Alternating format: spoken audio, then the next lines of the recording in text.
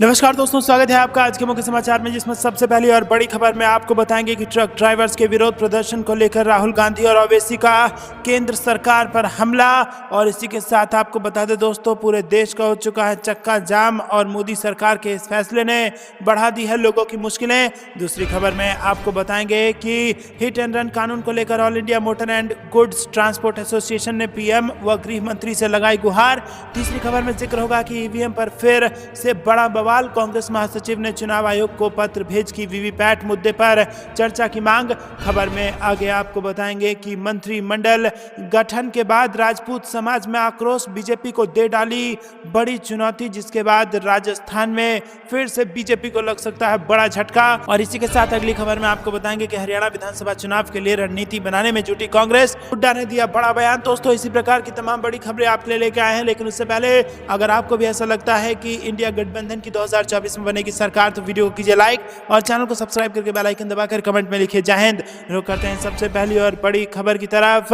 Truck drivers के विरोध प्रदर्शन को लेकर राहुल गांधी और ओवैसी का केंद्र पर वार। दोस्तों, आपको बता दें कि कांग्रेस सांसद राहुल गांधी ट्रक ड्राइवरों के हड़ताल पर उन्होंने बड़ा बयान दिया और कहा कि बिना प्रभावित वर्ग से चर्चा और बिना विपक्ष से संवाद के कानून बनाने की जिद लोकतंत्र की आत्मा पर निरंतर प्रहार है।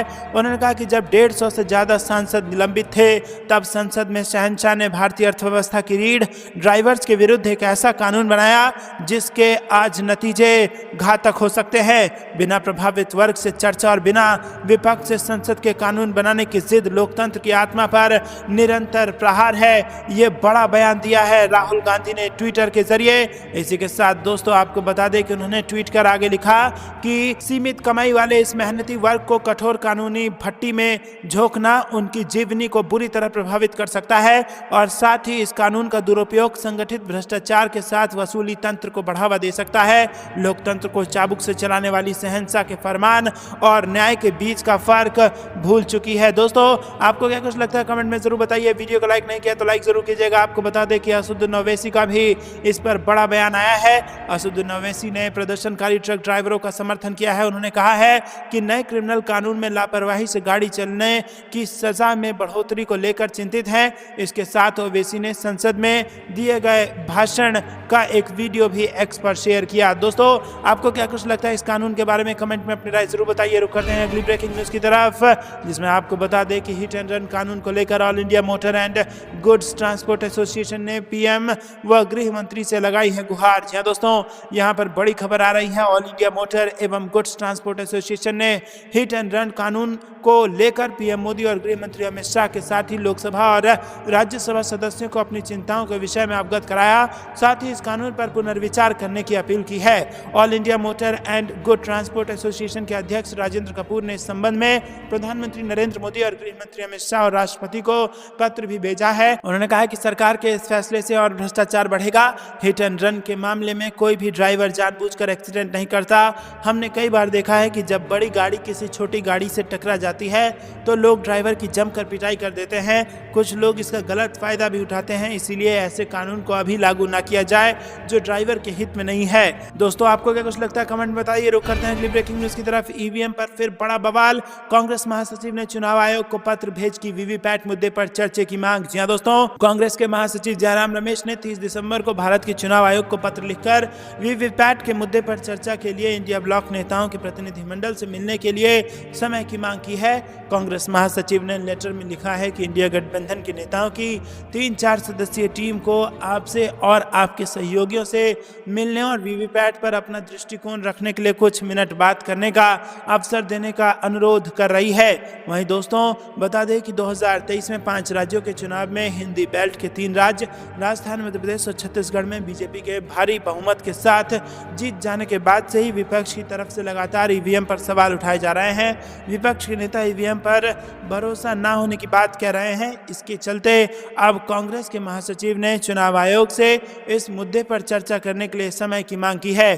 दोस्तों, आपको क्या कुछ लगता है कमेंट में बताइए। वीडियो को लाइक नहीं किया तो लाइक जरूर कीजिएगा। रुक करते हैं अगली ब्रेकिंग न्यूज की तरफ। मंत्रिमंडल गठन के बाद राजपूत समाज में आक्रोश, बीजेपी को दे डाली चुनौती। जी हां दोस्तों, आपको बता दें कि राजस्थान में भजन लाल शर्मा सरकार की मंत्रिमंडल का विस्तार हो गया है। मंत्रिमंडल में 12 कैबिनेट मंत्री और 10 राज्य मंत्री हैं और इन में से 17 पहली बार मंत्री बने हैं। बीजेपी ने मंत्रिमंडल में 2 ब्राह्मण नेताओं, 4 जाट, राजपूत और SC/ST के 3 नेताओं के अलावा अन्य समुदायों को शामिल करके जातीय और क्षेत्रीय संतुलन बनाने की कोशिश की है, लेकिन मंत्रिमंडल गठन के बाद अब विरोध स्वर भी उठने लगे हैं। राजपूत समाज की ओर से सरकार के मंत्रिमंडल में उचित प्रतिनिधित्व नहीं दिए जाने को लेकर विरोध जताया गया है। जोधपुर के मारवाड़ राजपूत समाज में बीजेपी के खिलाफ भारी नाराजगी है। समाज के पदाधिकारियों ने इसको लेकर मारवाड़ राजपूत समाज भवन में बैठक की। इसमें समाज के पदाधिकारियों ने आगामी लोकसभा चुनाव में बीजेपी को इसके परिणाम भुगतने की चेतावनी दी है। मारवाड़ राजपूत समाज के पदाधिकारियों ने प्रेस वार्ता में कहा कि साल 2018 में समाज के लोगों ने बीजेपी को वोट नहीं दिया था, जिसके चलते राजस्थान में बीजेपी को खामियाजा भुगतना पड़ा था और उनकी मांग पूरी नहीं हुई तो बीजेपी को परिणाम भुगतना पड़ेगा। दोस्तों, बीजेपी को ये चेतावनी दी गई है। आपको क्या कुछ लगता है कमेंट में जरूर बताइए। वीडियो को लाइक नहीं किया तो लाइक कीजिए। जरूर करते हैं ब्रेकिंग न्यूज की तरफ। हरियाणा विधानसभा चुनाव के लिए रणनीति बनाने में जुटी कांग्रेस। जी हाँ दोस्तों, यहाँ पर आपको बता दें कि हरियाणा कांग्रेस ने लोकसभा और विधानसभा चुनावों से पहले राज्य में पार्टी को मजबूत करने के लिए सोमवार को नए साल पर घर घर कांग्रेस अभियान शुरू करने का घोषणा किया है। हरियाणा के पूर्व मुख्यमंत्री भूपेंद्र सिंह हुड्डा और प्रदेश कांग्रेस प्रमुख उदय भान ने पार्टी कार्यकर्ताओं की एक बैठक में नए अभियान की घोषणा की। हुड्डा ने कहा कि अब घर घर कांग्रेस अभियान शुरू होने जा रहा है, जिससे राज्य में पार्टी और मजबूत होगी। सभी नेता लगातार जनता के बीच जा रहे हैं। भूपेंद्र सिंह हुड्डा ने कहा कि कांग्रेस तब तक चैन से नहीं बैठेगी जब तक हम उस सरकार को उखाड़ नहीं फेंक देते जिसने हरियाणा को बेरोजगारी, अपराध, मादक पदार्थ, कर्ज और लोगों पर अत्याचार के मामले में नंबर 1 बना दिया है। उन्होंने कहा कि कार्यक्रम की रूपरेखा के संबंध में जल्द ही एक परिपत्र जारी किया जाएगा। हुड्डा ने कहा कि भारत जोड़ो यात्रा, विपक्ष आपके समक्ष और हाथ से हाथ जोड़ो अभियान और जन आक्रोश रैलियों को मिले जबरदस्त समर्थन के बाद यह अभियान शुरू किया जा रहा है। हुड्डा और भान ने कार्यकर्ताओं को पार्टी की रीढ़ बताया। हुड्डा ने कहा कि कांग्रेस कार्यकर्ताओं ने अब तक आयोजित पार्टी के सभी कार्यकर्ताओं को सफल बनाने के लिए कड़ी मेहनत की है। उन्होंने कार्यकर्ताओं को युद्ध के लिए तैयार सेना बताया। रुक करते हैं ब्रेकिंग न्यूज की तरफ। इंडिया के संयोजक जल्द बन सकते हैं मुख्यमंत्री नीतीश कुमार। कांग्रेस प्रमुख दलों के नेताओं से कर चुके हैं बातचीत। जी हाँ दोस्तों, आपको बता दें कि इंडिया गठबंधन की चौथी बैठक के बाद सीएम नीतीश कुमार की नाराजगी की बात सामने आई थी। इसके साथ ही नीतीश कुमार के तेवर भी बदले बदले से लग रहे हैं। वहीं आपको बता दें, सूत्रों से मिली जानकारी के अनुसार नीतीश कुमार और कांग्रेस समेत इंडिया गठबंधन के बड़े नेताओं की 3 जनवरी को जूम ऐप पर बात होगी।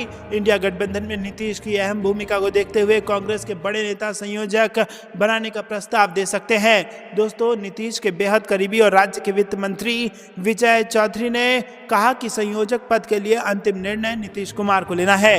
रुक करते हैं अगली ब्रेकिंग न्यूज की तरफ। सरकार केवल कुछ अरबपतियों की जेब भर रही है। पेट्रोल डीजल की बढ़ती कीमतों पर प्रियंका गांधी ने दिया यह बयान। जी दोस्तों, कांग्रेस नेता प्रियंका गांधी ने पेट्रोल और डीजल की ऊंची कीमतों को लेकर शनिवार को केंद्र सरकार पर निशाना साधा। उन्होंने आरोप लगाया कि सरकार की प्राथमिकता केवल कुछ अरबपतियों की जेबें भरना है। दोस्तों, पोस्ट में कांग्रेस महासचिव ने कहा कि पिछले 19 महीनों में अंतर्राष्ट्रीय बाजार में कच्चा तेल 29% सस्ता हो गया है। उन्होंने आरोप लगाया कि तेल कंपनियों ने 6 महीने में 1.32 लाख करोड़ रुपए का मुनाफा कमाया। उनकी भारी कमाई का बोझ देश की जनता पर डाला जा रहा है। गांधी ने कहा, पेट्रोल और डीजल की ऊंची कीमतों के कारण देश में महंगाई चरम पर है। उन्होंने आरोप लगाया, गरीब और मध्यम वर्ग के लोग अपना परिवार नहीं चला पा रहे हैं, लेकिन उन्हें कोई राहत नहीं मिली है। सरकार की प्राथमिकता केवल कुछ अरबपतियों की जेबें भरना है। रुक करते हैं अगली ब्रेकिंग न्यूज की तरफ। मध्य प्रदेश की 10 लोकसभा सीटों पर भाजपा के लिए मुश्किल। विधानसभा जैसा वोटिंग पैटर्न रहा तो 5 का नुकसान, 5 पर खतरे की घंटी। जी हाँ दोस्तों, विधानसभा चुनाव में बम्पर सीटें जीतकर मध्य प्रदेश में सरकार बनाने वाली भाजपा ने लोकसभा चुनाव की तैयारियां शुरू कर दी हैं। पार्टी ने हारे हुए बूथ पर खास फोकस किया है। इसकी वजह भी है विधानसभा चुनाव के रिजल्ट में 29 संसदीय क्षेत्रों में से 5 में स्पष्ट रूप से पिछड़ गई है और दोस्तों स्थिति में उसे 4 सीटों का नुकसान आज की स्थिति में हो रहा है। इनमें 3 पर भाजपा के मौजूदा सांसद हैं, 1 कांग्रेस के पास है और 1 पर भाजपा के नरेंद्र सिंह तोमर इस्तीफा दे चुके हैं। इसके अलावा 5 और सीटों पर भाजपा की बढ़त लोकसभा की तुलना में कम हुई है। ये सीटें ग्वालियर, चंबल, महाकौशल और मालवा अंचल हैं। दोस्तों, आपको क्या कुछ लगता है, क्या 2024 के लोकसभा चुनाव में मध्य प्रदेश, राजस्थान, छत्तीसगढ़ तीनों में ही भाजपा को नुकसान होने जा रहा है? कमेंट में अपनी राय जरूर बताइए। वीडियो को लाइक लाइक नहीं किया तो लाइक जरूर कीजिएगा। रुक करते हैं अगली ब्रेकिंग न्यूज की तरफ। भारत की विविधता और एकता पर हो रहा हमला, सोनिया गांधी ने साधा केंद्र सरकार पर निशाना। जी हां दोस्तों, कांग्रेस की वरिष्ठ नेता सोनिया गांधी ने सेक्युलरिज्म को लेकर एक बार फिर से केंद्र सरकार की नीतियों पर निशाना साधा। उन्होंने कहा है कि धर्मनिरपेक्षता भारतीय लोकतंत्र का मूलभूत स्तंभ रहा है, लेकिन सत्ताधारी दल इसका अपमान कर रहे हैं। सोनिया गांधी ने कहा कि सत्ता में बैठे लोग इस शब्द का इस्तेमाल कुछ इस प्रकार कर रहे हैं जिससे समाज में ध्रुवीकरण बढ़ रहा है। सोनिया गांधी ने यह कहकर भी निशाना साधा कि वो कहते हैं कि वो लोकतंत्र के लिए प्रतिबद्ध है, लेकिन व्यवहार में इसका असर देखने को नहीं मिलता। वह उन सभी उपायों को कमजोर कर रहे हैं जो लोकतंत्र की रक्षा करने के लिए बनाए गए हैं। ये प्रवृत्ति समाज के लिए खतरनाक है। मनोरमा ईयर बुक 2024 में प्रकाशित अपने लेख में सोनिया गांधी ने लिखा कि हमारे देश को सद्भाव की ओर ले जाने वाली पटरियों को नुकसान पहुंचाया जा रहा है, समाज में ध्रुवीकरण बढ़ रहा है। उन्होंने लिखा कि लोकतंत्र और धर्मनिरपेक्षता आपस में गहरे तौर पर जुड़े हैं, एक पटरी पर रेल के दो पहियों की तरह। ये एक सामंजस्यपूर्ण समाज के आदर्श की ओर इशारा करते हैं। रुक करते हैं अगली ब्रेकिंग न्यूज की तरफ। झारखंड को मिली पहली महिला सीएम, हेमंत सोरेन की पत्नी कल्पना बन सकती हैं मुख्यमंत्री। जी हां दोस्तों, झारखंड की राजनीति में कुछ बड़ा होने के संकेत मिल रहे हैं। चर्चा है कि झारखंड को अपनी पहली महिला मुख्यमंत्री मिलने वाली है।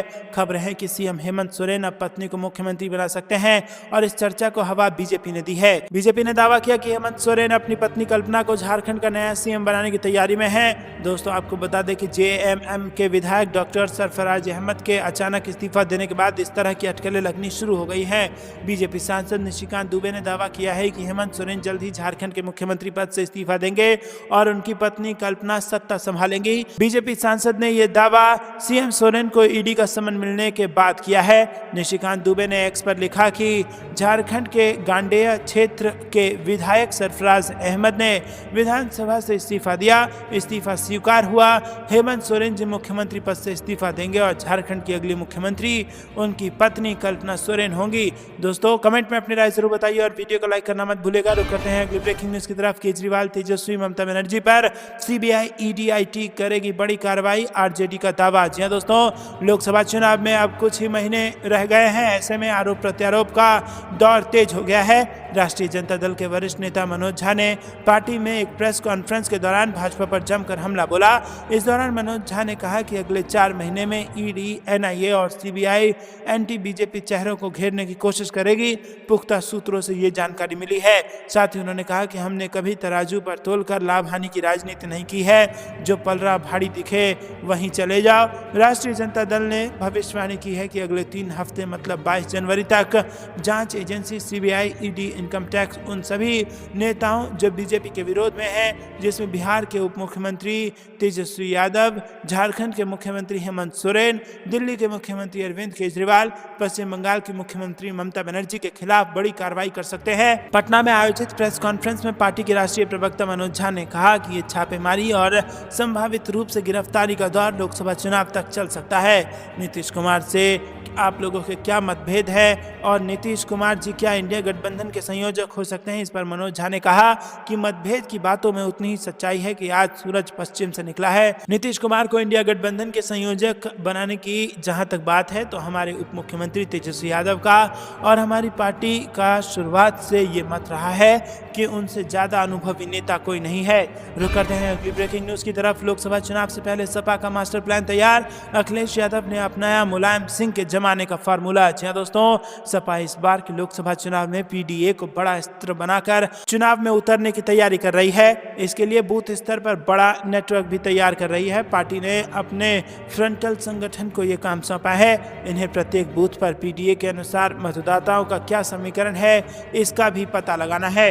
रुक करते हैं अगली ब्रेकिंग न्यूज की तरफ। मणिपुर में 4 लोगों की गोली मारकर हत्या, लिलोंग चिंगजाओ में स्थिति तनावपूर्ण, घाटी के 5 जिलों में लगा कर्फ्यू। जी हां दोस्तों, मणिपुर के थौबल जिले में अल्पसंख्यक बहुल लिलोंग चिंगजाओ क्षेत्र में स्थिति मंगलवार को शांत लेकिन तनावपूर्ण रही। हालांकि राज्य और केंद्रीय सुरक्षा बल सक्रिय रूप से स्थिति पर नियंत्रण बनाए रखने में लगे हुए हैं। एक अधिकारी ने कहा, यहां अज्ञात हमलावरों ने 4 ग्रामीणों की गोली मारकर हत्या कर दी थी। अधिकारी ने कहा कि दोषियों को गिरफ्तार किया जाएगा और कानून के अनुसार दंडित भी किया जाएगा।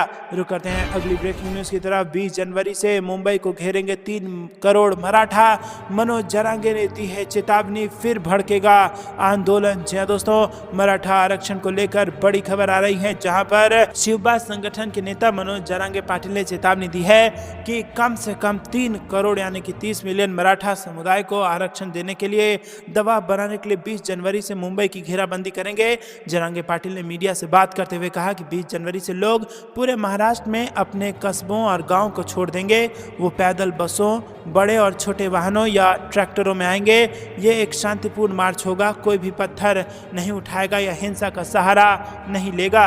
वहीं दोस्तों, उन्होंने अपने समर्थकों से बिना किसी डर के परिवहन के किसी भी उपयुक्त साधन के साथ देश की वाणिज्यिक राजधानी तक पहुंचने का आह्वान किया और कहा, चिंता न करें, आपके वाहनों को जब्त नहीं किया जाएगा। जरांगे पाटिल भी जालना में अपने गांव अंतरवली सरती से मुंबई के लिए पैदल यात्रा शुरू करेंगे, जो लगभग 400 किलोमीटर की दूरी तय करेगी। रुकते हैं अगली ब्रेकिंग न्यूज की तरफ। 9 राज्यों में गठबंधन करेगी कांग्रेस। इंडिया अलायंस में सीट बंटवारे को लेकर मल्लिकार्जुन खड़गे को सौंपी जाएगी रिपोर्ट। जी हां दोस्तों, इस साल होने वाले लोकसभा चुनाव 2024 के लिए विपक्षी गठबंधन इंडिया के लिए कांग्रेस ने सीट शेयर का फार्मूला तैयार किया है, जिसकी रिपोर्ट बुधवार को कांग्रेस अध्यक्ष मल्लिकार्जुन खड़गे को सौंप दी जाएगी। सूत्रों के हवाले से पता चला है कि कांग्रेस 9 राज्यों में गठबंधन करने जा रही है। इसके साथ ही पंजाब में गठबंधन की संभावना बेहद कम नजर आ रही है। मामले पर कांग्रेस प्रदेश इकाइयों से चर्चा शुरू कर चुकी है और रिपोर्ट लगभग बनकर तैयार है, जो सौंप दी जाएगी। इसके बाद कांग्रेस नेतृत्व सीट बंटवारे को लेकर सहयोगी दलों से बात करेगा।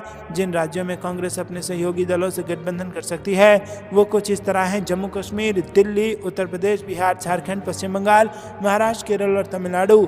एक तरफ जहां कांग्रेस दिल्ली में अरविंद केजरीवाल की आम आदमी पार्टी के साथ गठबंधन कर सकती है, तो वहीं पंजाब में इसकी संभावना कम नजर आ रही है। तो दोस्तों, आपको क्या कुछ लगता है कि ये गठबंधन 2024 में जीत दर्ज करेगा? कमेंट में बताइए और वीडियो को जरूर लाइक कीजिए। रुक करते हैं अगली ब्रेकिंग न्यूज की तरफ। 4 जनवरी को दिल्ली में कांग्रेस की बड़ी बैठक, शामिल होंगे जीतू पटवारी और उमंग सिंघार। जी हां दोस्तों, कांग्रेस के प्रदेश अध्यक्ष जीतू पटवारी ने मंगलवार को अपने निवास पर पत्रकारों से चर्चा की। उन्होंने कई मुद्दों पर अपनी प्रतिक्रिया दी। पटवारी ने कहा कि 50% वोट शेयर, संगठन को मजबूत करना और आइडियोलॉजी को घर घर ले जाने की दिशा में हम काम कर रहे हैं। उन्होंने कहा कि मैं नहीं बल्कि हम के सूत्र वाक्य के साथ आगे बढ़ेंगे। पटवारी ने बताया कि प्रदेश प्रभारी जितेंद्र सिंह 8 जनवरी को भोपाल आएंगे। कांग्रेस के प्रभारी पदाधिकारियों की लोकसभा की तैयारी और डोनेशन कार्यक्रम को लेकर चर्चा होगी। उन्होंने कहा कि पार्टी संगठन को मजबूत करने के लिए हम काम करेंगे।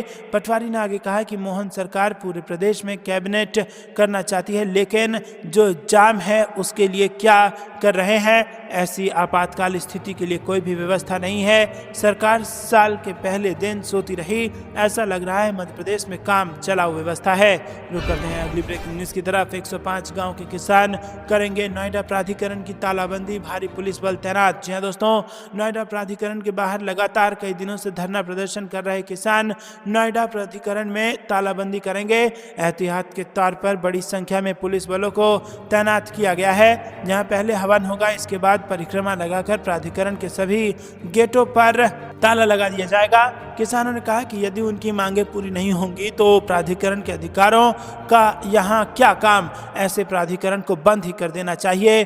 किसान अधिगृहित जमीन के 10% भूखंड या उसके समतुल्य धनराशि दें। दोस्तों, आपको क्या कुछ लगता है कमेंट में बताइए। वीडियो को लाइक नहीं किया तो लाइक कीजिए। रुक करते हैं ब्रेकिंग न्यूज़ सिर्फ लोकसभा चुनाव से पहले तेलंगाना में हाथ की एक और बड़ी जीत। YS शर्मिला YSRTP का कांग्रेस में करेंगी विलय और मिला बड़ा ऑफर। जी हां दोस्तों, YS शर्मिला को राज्यसभा AICC महासचिव और आंध्र प्रदेश के PCC की पेशकश की गई थी। शर्मिला कांग्रेस के ऑफर पर सहमत हो गई हैं। इस साल आंध्र प्रदेश में विधानसभा चुनाव भी होने हैं। वहीं दोस्तों, तेलंगाना से बड़ी खबर सामने आ रही है। दोस्तों, बता दें कि पिछले साल नवंबर में तेलंगाना में हुए विधानसभा चुनाव के दौरान आखिरी वक्त पर YS शर्मिला ने कांग्रेस को अपना सपोर्ट दिया था। उन्होंने अपनी पार्टी के किसी भी प्रत्याशी को चुनाव में उतरने से इनकार कर दिया था और शर्मिला ने तब कहा था कि तमाम सर्वे और जमीनी हकीकत से पता चलता है कि राज्य में कांग्रेस चुनाव जीत रही है। आपको क्या कुछ लगता है कमेंट में जरूर बताइए। वीडियो लाइक नहीं किया तो लाइक कीजिए। तो दोस्तों, ये थी दिन भर की सारी जरूरी और बड़ी खबरें। अंत तक बने रहने के लिए बहुत बहुत धन्यवाद। जाने से पहले वीडियो को लाइक और चैनल को सब्सक्राइब करके बेल आइकन दबाइए और कमेंट में लिखिए जय हिंद। अभी के लिए इतना ही। जय हिंद, जय भारत।